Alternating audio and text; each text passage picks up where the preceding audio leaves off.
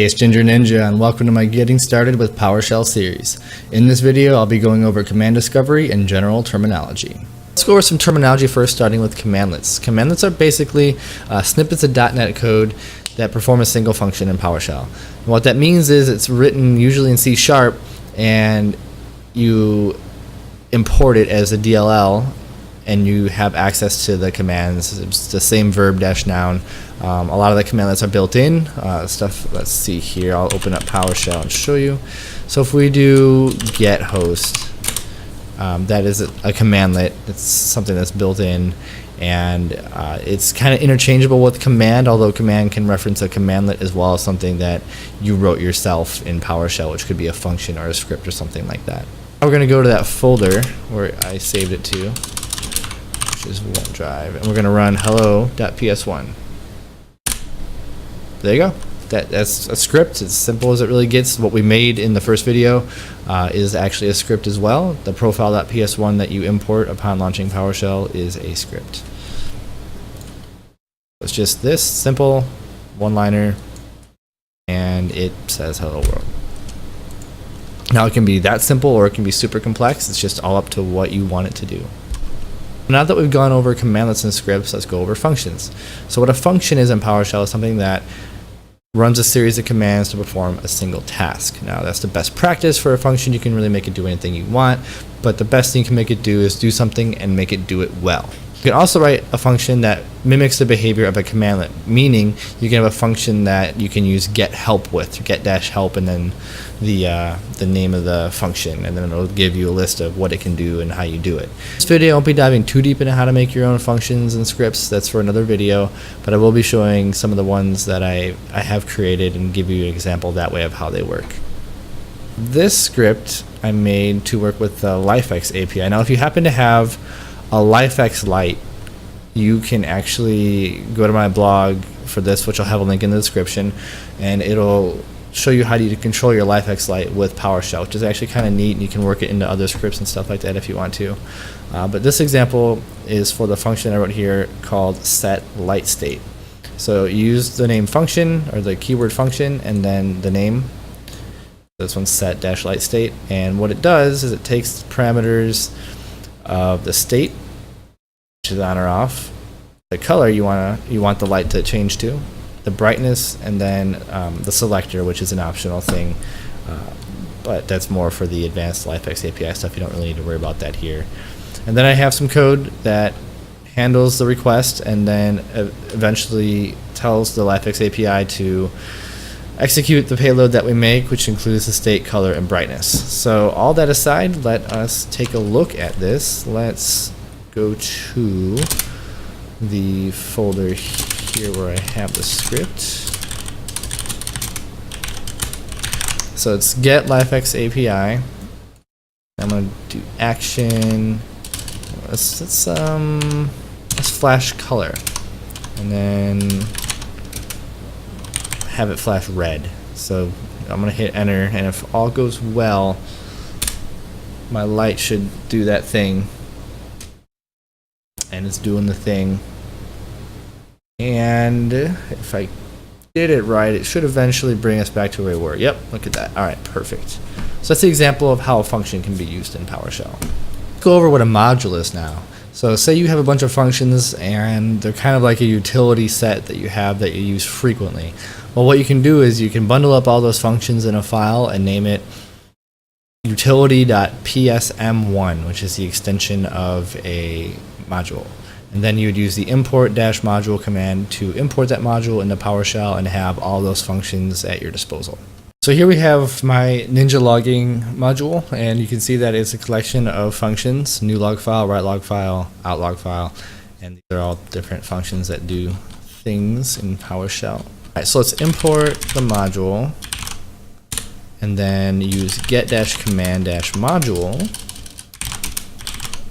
Ninja logging to see what commands we have, and there you see that it has those commands available now. So if I wanted to make a new log file, just as an example, I can do log file equal new log file. We're going to put it right in this directory, and we're going to name it testlog.log. We're going to add the date.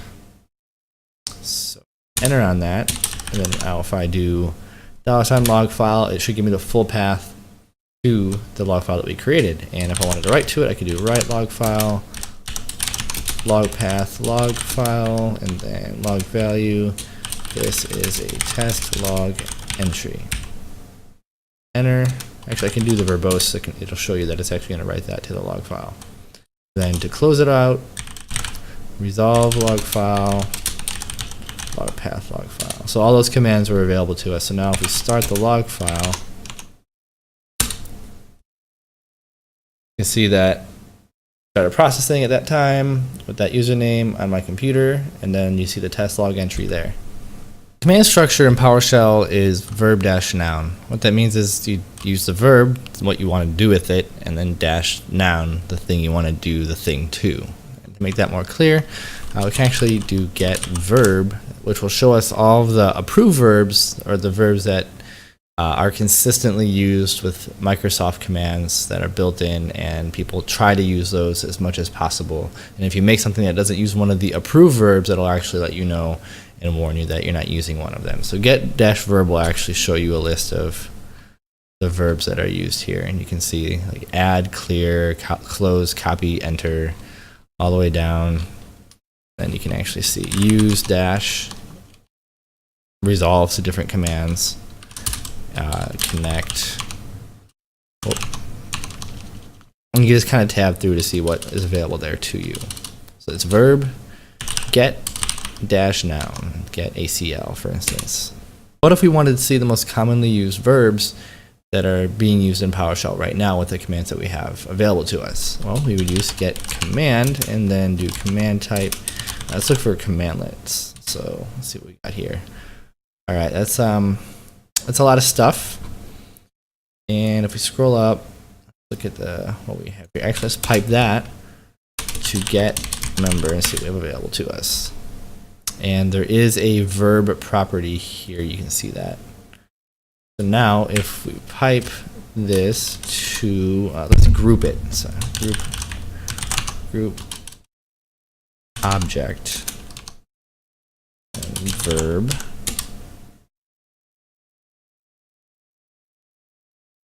Okay, that looks a little better, but we kind of have to look through the list to see what the highest number is.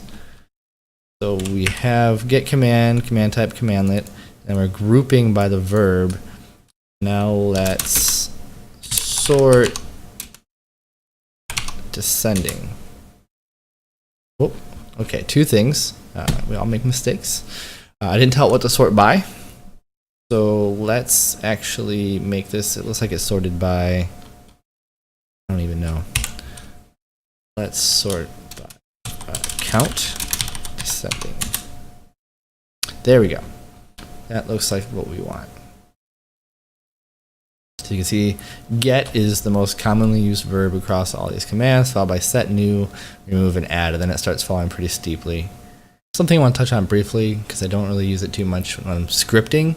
I do use it a lot when I'm troubleshooting and going and running commands in PowerShell and just quickly trying to get some information, and that's aliases. So if we do ls, which is typically a Linux command, you can see that it actually will list out the contents of the directory. Well, how does it know to do that? If we use get alias and then name ls, you can see that there's an alias and it points ls to get child item, which is a PowerShell command to list the contents of what the folder structure you're currently in.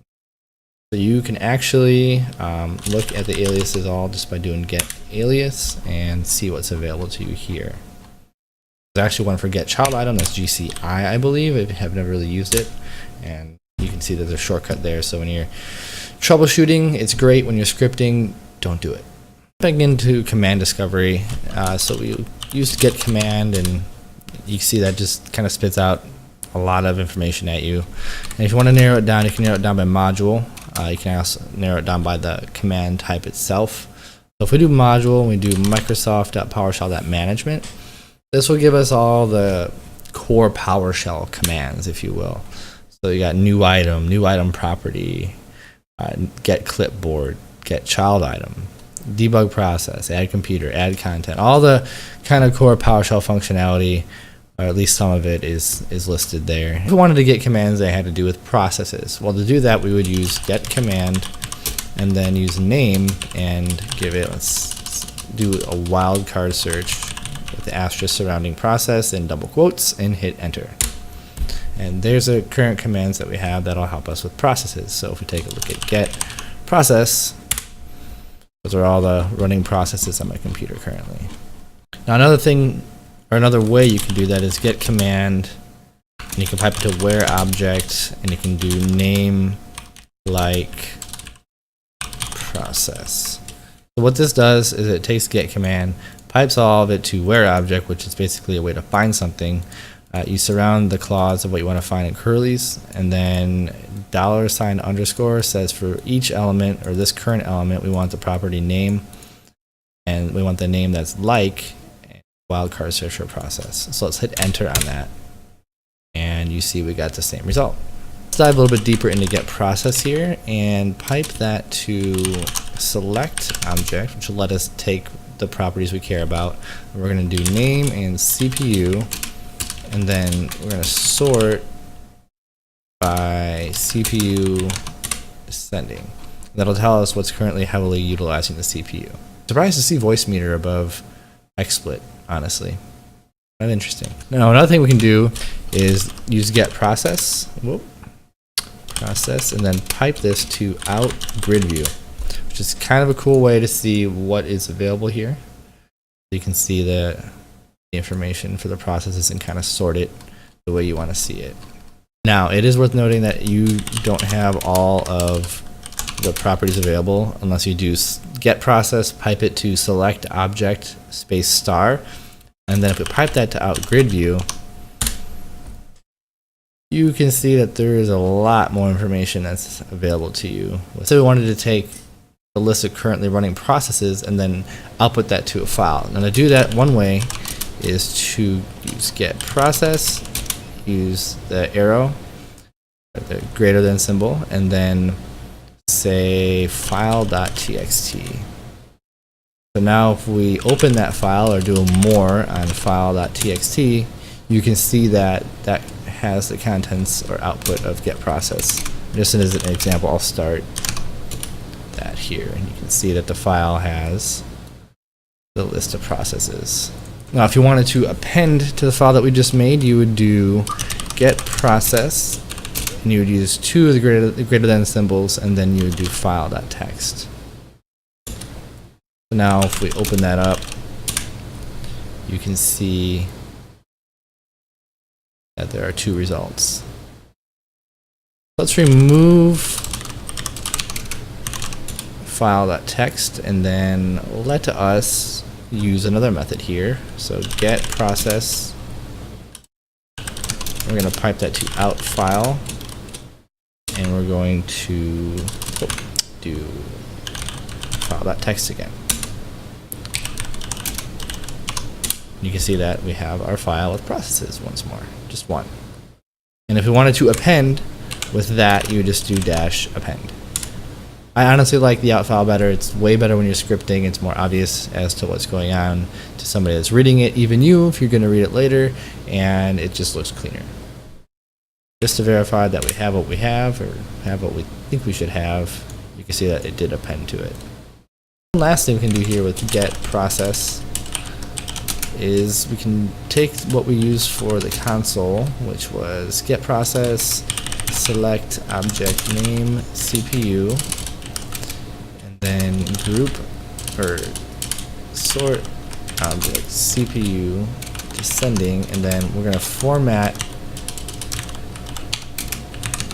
as a table and auto size it. You can see it just kind of makes the columns a little bit neater. In this scenario, I didn't really change anything, but if something doesn't look quite right or the grouping's a little weird, if you want to just look at it differently, you can use the format-table auto size. That covers it for this video. We went over what commandlets were. We did a little bit on scripts, a little bit on functions. We'll be going over more of those in later videos, kind of learning how to make our own and work with them, as well as modules, which are basically a collection of functions, and aliases, which are nice when you're trying to troubleshoot something and want to work the command line a little faster. Don't use them in scripts, please. And we did a deep dive into using getProcess, formatting that data for output to the console, to a file, and we also used OutGridView. If you liked what you saw here, please subscribe. I'll be making more of these videos about every week and a half. This video, give me a thumbs up. If you didn't like it, give me a thumbs down, but please give me some feedback. Let me know what you didn't like, and if you have a subject that you'd like me to go a little bit deeper into, let me know, and I'd be more than happy to do that.